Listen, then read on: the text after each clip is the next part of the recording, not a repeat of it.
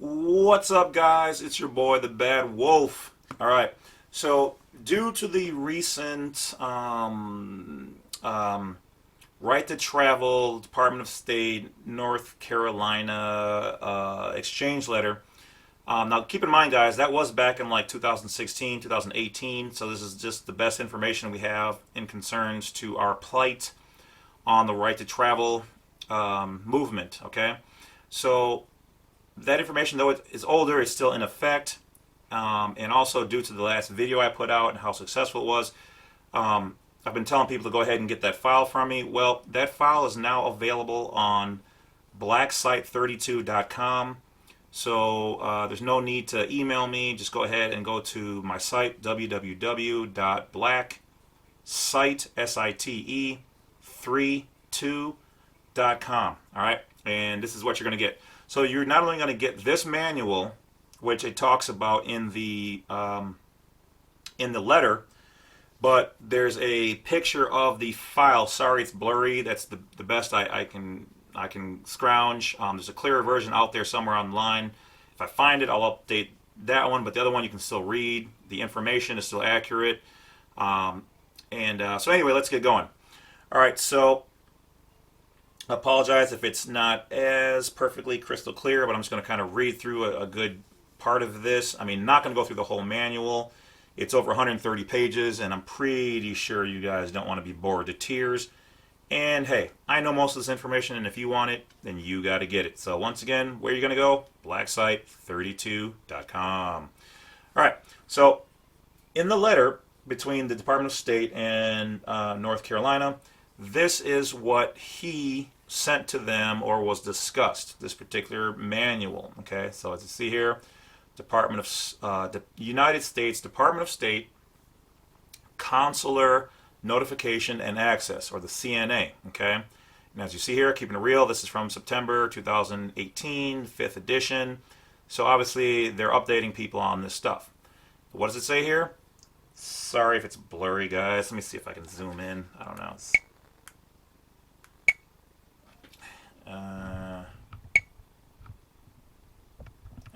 still gonna be blurry. I don't know. The focus on here is. All right. Anyway, I'll read it. Instructions for federal, state, and local law enforcement and other officials regarding foreign nationals in the United States and the rights of the consular officials to assist them. Okay, so as we go down, Department of State publication, Office of Legal Advisors, and Bureau of Consular Affairs. Okay, that's it. All right, I'll read it. So this might be a longer video, but it's not going to be terribly long, so I apologize. I'll try to read fast. Okay, so this manual contains instructions and guidance relating to the obligations of federal, state, and local government officials to provide information to foreign consular officials and to permit foreign consular officers to assist their nationals in the United States. It focuses on the obligations of consular notifications and access that pertain to the arrest and detention of foreign nationals, the appointment of guardians for minors and adult foreign nationals, deaths and serious injuries related to foreign nationals, and wrecks or crashes of foreign national ships, aircrafts on U.S. territory. It also addresses related issues pertaining to the provision of the consular services by foreign consular officers to their nationals in the United States, with instructions and guidance with this manual that pertain to all foreign nationals, right here, all foreign nationals in the United States, regardless of their legal status. So, this manual is designed to help ensure that foreign governments can extend appropriate consular services to their nationals in the United States, and that the United States complies with its legal obligations to such governments. These legal obligations arise primarily from treaties which form part of the supreme law of the land under Article 4 of the United States Constitution. The instructions, guidance contained in this manual must be followed by all state, federal, and local government officials, whether law enforcement, judicial, or other insofar as they pertain to foreign nationals subject to the officials, authority or matters within the official's competence. Compliance with these instructions and guidance will also help ensure that the United States can insist upon rigorous compliance by foreign governments with respect to U.S. nationals. Yahtzee, people. Do you feel that? Huh? Do you?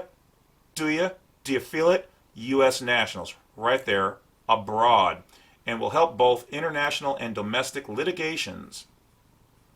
The Department of State appreciates the assistance of all federal, state, and local government officials in helping to achieve these objectives.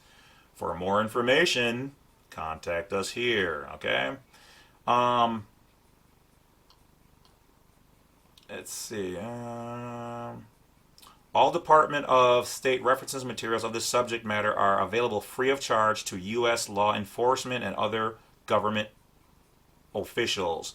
The department also offers free training seminars on consular notifications and access through the United States. Please visit the above website for training and information. Booyakasha. Okay, so there you go. Now, moving on. What do we got here? Table of contents. All I'm going to do is go through this, guys. I'm not even going to go through the complete extent. As you see, it's a lot, even just to scroll. And obviously, I'm definitely not going to go through the whole book on here because I don't make videos that long. So, basic instructions part 1. Okay, I'm just going to kind of go through them.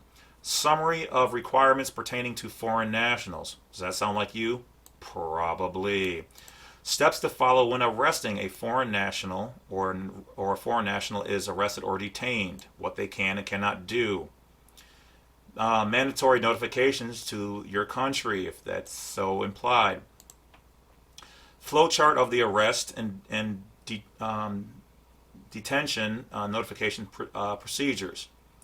Arrest and detention and the treatment of foreign nationals.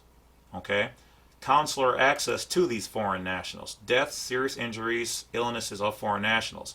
Kind of getting the idea here that there's something specifically different when it comes to foreign nationals? Maybe. Okay, then after all this basic training, okay, then they jump into frequently asked questions. Okay, about the consular officers, we don't really need to worry about them unless you're claiming to be one. Foreign nationals, this is to teach them what's really up. Foreign nationals, who is a foreign national? Okay, on page 12, it tells you exactly who they are. And guess what? If you're like me, you're on that page. Is a foreign national the same as an alien? Are citizenship and nationality the same thing? Is a person with a green card a lawful permanent resident or a foreign national? See, this is all the information that these cops have to have, guys. They have to have this information. They have to know this information, and if they're not, then they're depriving you of your rights, which is a $250,000 fine according to the charge of deprivation of rights. Okay, they have to ask you your citizenship before they don't get charged for not asking. But if something happens and you tell them that's what you are, and then they ignore it, they can get in serious trouble, guys. They have to know this information because they're acting outside of their jurisdiction if they're not. So if you've done everything the correct way, you're protected. Now, if you're doing some dumb shit, then yeah, you can, especially to a U.S. citizen or U.S. property, you're in trouble because you just brought yourself into their jurisdiction. But if you're driving, you're a U.S. citizen. If you're traveling, you're a foreign national. If you followed my information or somebody else's and they know what they're talking about and they do it right, this information pertains to you. Okay, got it, cool. Let's move on. All right, so do I have to ask everyone I arrest or detain whether he or she is a foreign national? Okay, let me tell you, I skipped to this page immediately. It's one of the first things I did. Yes, they do have to ask. Okay, they're not going to get fined for not asking, but are they supposed to ask? Yes. Just like they're supposed to read you your rights, etc., etc. All right, are foreign nationals required to carry identification? Do consular notification, does that have to be followed if I can verify a detainee's nationality through documentation? So right here, like I tell people, have your binder, have all your stuff in there, documenting who and what you are. So it confirms right here. Have your information available to show them who you are. Your passport, your anything you've turned in. You know, if you've taken a pledge and you've got your affidavit of U.S. nationality signed, you should have a copy for yourself, not just the ones you sent off. Have that copy, have it inside of your binder in your car. Did you ever pull a receipt through a Freedom of Information Act about your passport? Yeah, you can do that. You can get a receipt of it. You do a FOIA and pull that information. That can go in your binder. All right. Should I ask a person I arrest whether they are in the United States legally? Oh, what's that? What's that? Okay. There's two different ways you can read into that. Are you in the United States? No, I'm not in the United States. I'm in my particular state. We all know the United States is in Washington, D.C. But what they're really somewhat referring to, it kind of goes into information down here, is are you legally in the United States? Like what they're calling this country. Okay? So if you're in your whatever state and you're an illegal alien, there's a difference there. Are you here lawfully? Well, yeah, we are. Some people aren't. So they would have to clarify this particular question. Should I treat an undocumented and illegal alien differently than an alien who's lawfully here? Okay. And here's a good one. What about dual nationals? People with dual citizenship. Okay. So if you haven't renounced your U.S. citizenship side, and you are a U.S. national, which most of us are, and you're traveling, if you have any information on you whatsoever that they can use, now they can't overstep, but do they? Sometimes they have. But in general, if you've taken all the precautions and all the videos and you removed all that stuff, you are operating in the private. And if you haven't done anything wrong, you're not touchable in that instance. Not untouchable in all things, but in those matters, you are good. You're operating well within your jurisdiction as a private citizen in the United States of America, as a U.S. national outside of their foreign federal jurisdiction.